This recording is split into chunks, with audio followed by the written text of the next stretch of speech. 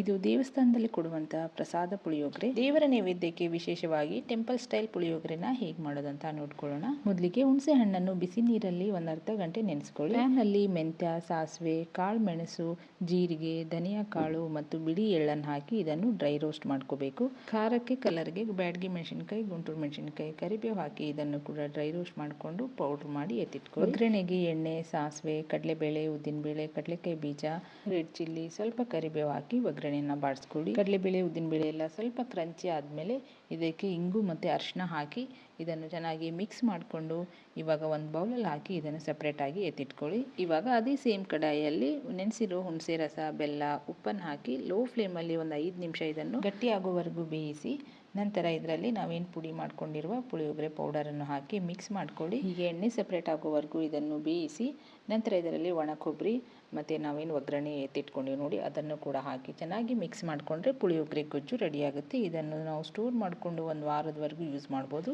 ಹೀಗೆ ಉದುರಾಗಿ ಮಾಡಿಟ್ಕೊಂಡಿರುವ ರೈಸನ್ನು ಬಿಸಿ ಆರಿದ ಮೇಲೆ ಪುಳಿಯೋಗರೆ ಗೊಜ್ಜನ್ನು ಹಾಕಿ ಚೆನ್ನಾಗಿ ಈ ರೀತಿ ಕೈಯಿಂದನೇ ಮಿಕ್ಸ್ ಮಾಡಿಕೊಂಡ್ರೆ ತುಂಬಾ ಟೇಸ್ಟಿಯಾದ ಟೆಂಪಲ್ ಸ್ಟೈಲ್ ಪುಳಿಯೋಗರೆ ರೆಡಿ ಆಗುತ್ತೆ.